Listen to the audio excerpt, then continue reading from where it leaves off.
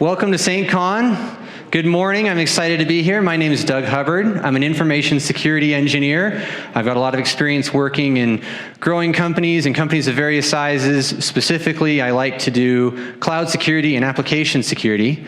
But today we're talking about the mighty few, how to excel in small security teams. So before I really get going, this is a presentation to talk about how we can work well as a small team. So I just want to understand who I'm talking to. So if you're working in an organization that you have 10 or fewer full-time security professionals, raise your hand. Oh, that's like everybody. How about 5 or fewer? Keep your hand in the air. 3 or fewer? 2. Is there anybody who's the only security person in their company? That is a lot of brave souls. Give a round of applause to them. That is a difficult position to be in.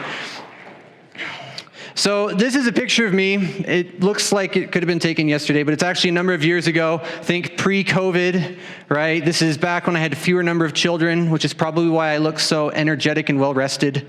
And it was at an inflection point in my career. I had just gone from working for a very large oil company. We had over 170 security professionals, to a small software company here in Utah, 120 people. And not only was I the only security professional, I was their first. So they had no idea what to do with me. And while I knew all the security principles, I knew what we should be doing and the best practices, I didn't have a lot of experience in actually applying that at a small company.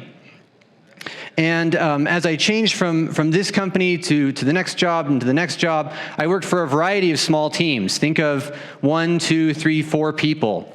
And I found that as the names and faces changed when I went from one organization to the next, the problem stayed the same.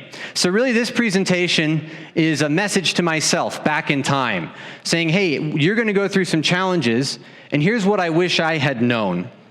So we're really going to go through 4 different security challenges that I think small security teams face commonly. And my background, like I said, is with software companies doing software security and all the other aspects of that as well, but I think it's applicable to pretty much any organization. So what are those challenges we're going to talk about today? Number 1, how do you move the needle when you've got so few people? How do you actually make a difference? Number 2, how do you deal with rapidly changing priorities? Number 3, how do you sleep at night and deal with the stress of such an overwhelming number of security issues? And finally, how do you prevent loneliness and burnout, which we don't talk about enough in this industry? All right, challenge number 1, how do you move the needle for security when you've got so few people? All right, you're outnumbered by quite a bit. And I'm fascinated with comparing companies. There's a couple of measures you could use. The one that I like is the ratio of security to non-security people. And this varies by industry, but I typically see the number here in Utah, my experience is around 1 to 100 or 1 to 200. In other words, for every 200 headcount at your company, you may have 1 security person. So if you've got a company around 500 people, you're thinking a company, maybe you've got 2, 3, possibly 4 security staff. But I have seen this as wild as 1 to 1,000 before. So you're definitely outnumbered. And what's more is those people may not really understand what it is you do. I had one job, and I swear they thought that the security team would just huddle in a corner and turn the crank on the security machine, and security sausage would come out and everybody would be happier. When I actually tried to ask them, hey, here's how I'd like things to go differently, patch vulnerabilities and have policies, they were kind of surprised. And to further illustrate this, I had one job interview. And you get nervous before a job interview, it's pretty normal. And I come up with a list of, here are the types of questions that I think they're going to ask me. And I had some very well thought out answers for it. And the man sits across from me and he starts asking me questions. He says, I've interviewed hundreds of software engineers, but I've never interviewed a security professional before. I don't even know what to ask you. So how about you just tell me, what should I ask you in this interview? So I told him, and I nailed every question. So that creates a couple of problems, right? You're outnumbered, people don't really know what you do, you have to educate them. Here's my recommendations. So first off, don't try and build security by yourself. Your job is to be a force multiplier. You don't want to move security by your pure force of will. You want everybody else in the company to operate just 1% more secure. right? If you've got 100 people that you're responsible for and you get every one of them to move just a tiny bit, you're moving the needle on security for sure.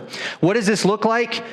Tools, automation, training, policies, these are all great things. So a simple example, put some very basic software or controls in place to reduce the number of phishing emails people get. That's going to impact everybody in your company. That's going to have a big impact. Even if you're not eliminating all the phishing emails, just reducing it, you've improved things. Training is really great, especially in like the software world. If you can spend a couple of hours creating some content that could be well received by, maybe 100 developers, you better believe that is a very high ROI activity. Or policies. If you could actually get a policy in place that very, very lightweight checks maybe who we're sharing our data with, right, when we're integrating new SaaS applications, and you can just put a little security check somewhere there in whatever procurement process you have, that can have a major impact. But also because you're small, you most likely don't have a seat at the table. You might not even have a manager who does security. You might be reporting through IT or compliance or whatever manager had an extra seat at the time when they drew the org chart. So you're going to have to build relationships informally. You need to coalition build. Look for the people who are making decisions and be their friend. If you're always saying things that we need to do extra work that they don't want to do, even if it's good work, you're not going to get anywhere. You need to figure out what they want and how security and their goals align. I had a great example with this. We introduced some software to detect vulnerabilities into our software lifecycle process. And we worked with the dev managers and said, hey, here's the vulnerabilities we found. We'd like you to remediate them. And they all wanted to, but they never got around to it. The real way that decisions were made was in the our product owners. So we went and talked to our product owners. Now, they want high quality software too. They've got a lot of features they want to put out. They're not going to say they don't want security. They just don't like it getting in the way. So we gave them a really simple checklist. This isn't going to take a lot of time. Let's just look at these things. And one of these things was these vulnerabilities that we were talking about, and we suddenly could get movement on it. So figure out what the channels of power are in your group, in your organization, and operate within that. It's all about being practical. Okay. Oh, last one. Sometimes just preventing gross negligence is a win. If all you do is keep people from proverbially shooting themselves in the foot, you are making a difference in security. So take some courage from that. Challenge number 2, how do we deal with rapidly changing priorities? This was something I didn't expect. I didn't inherently think that this was going to happen, but as I moved from company to company, I found I kept getting that priority whiplash where I'd show up on Monday morning and suddenly what I thought was priority number 1 was now priority number 4. And I don't have great explanation for why security teams are particularly vulnerable to this. One that I've really pondered on is that there's just so many things for us to do, right? We've got a huge list of priorities, and it can feel like your plate's spinning. So I like to take some inspiration from video games, right? We can learn lots of wisdom from video games. So this is a screenshot from the game Overwatch. I played it a lot when it first came out. You don't need to know much about it, but it's a team-based shooter, right? So you've got 6 people against 6 people, and working together is really important. If you've ever tried to work with random people that you've met online before in an online game, it's almost impossible. And sometimes we'd have someone come on voice chat and start issuing orders and taking charge, which is great, but their plans were terrible. And they'd say we should attack when we should defend, we should go left when we should go right. I found it's actually better to follow them. And the reason why was that a bad plan that we could stick to was better than a good plan that people kept second guessing. Now, I'm not going to say you should have bad plans to operate in your security groups, but we'll rephrase this. We'll say a less optimized plan that you can stick to is better than the perfectly optimized one that you keep second guessing. So let's say you come down with your list of vulnerabilities, right? Your top 10 list or your top 5 list. These are the biggest risks facing our company. You could spend all day trying to figure out which one's number 1. You could spend weeks debating which one's number 1, which one we think we could go with. You know what? Just pick some, right? Just pick 2. And if you can say that quarter, take those 2 and actually do something about it, that's fantastic. That's really, really good. And then next quarter, you can come and do the next thing. The other part to that is you need to know what done looks like. If your customer asks for medium rare and you cook it well done, you're not doing your job right. So it's very hard to eliminate risks. It's a lot easier to reduce. So we go back to our top 10 list. We got 10 critical risks. Let's pick 2 of them and let's mitigate them down to a medium, right? And if you could do that every quarter, oh man, you're cooking. You're absolutely killing it.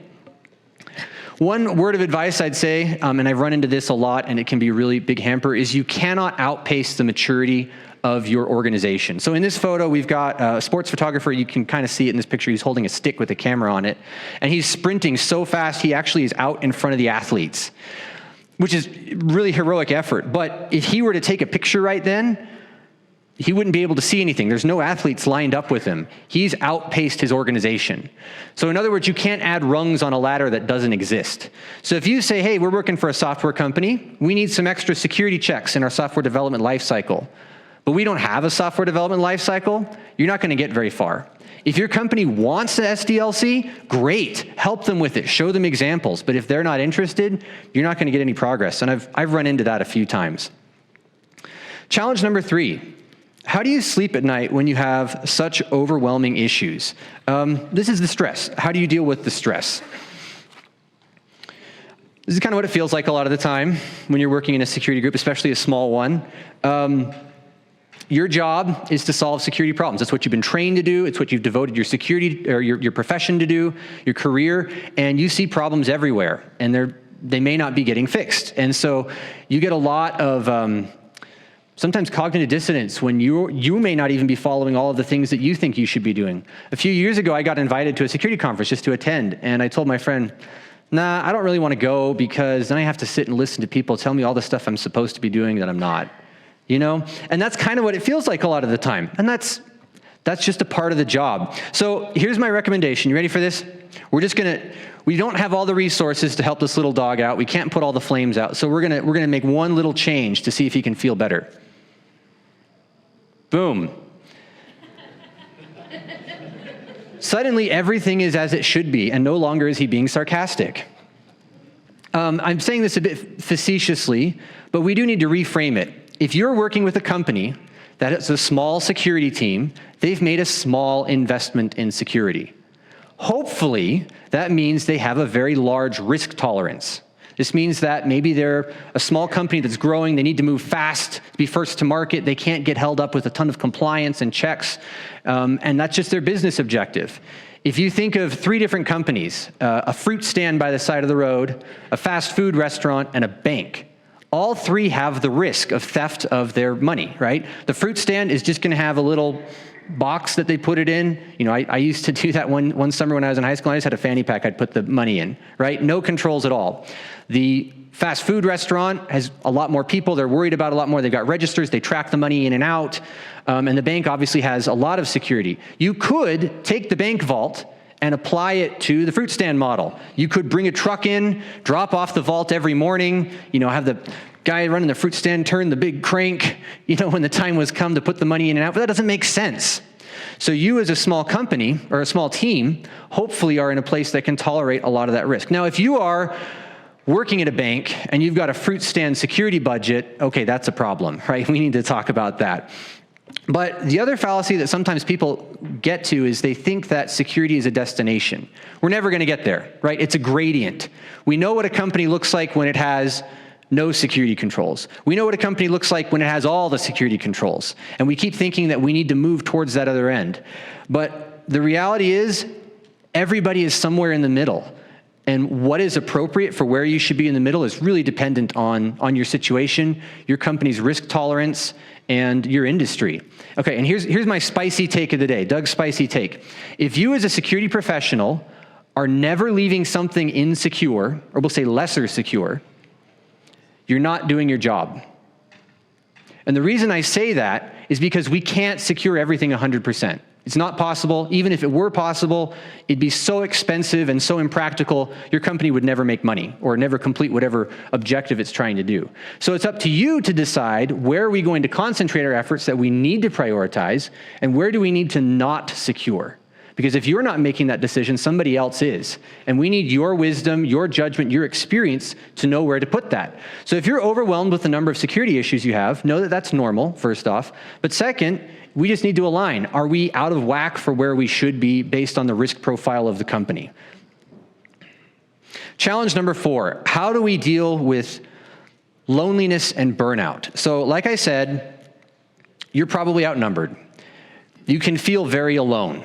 And even if you've got a team of people that you're working with, chances are nobody else on that team does the same thing you do. You may have one person doing compliance, one person may be doing network and physical security, one person doing AppSec. So nobody has the same flavor of security that you do. And it can frequently feel like you're carrying the weight of all of of your organization's security risk on your own shoulders. And this is especially true if you're a leader, right? If you're the highest person in your security organization, this all falls on you. And that can be very alienating. It can feel very lonely. And it can make showing up to work difficult sometimes. The truth is that you're not alone.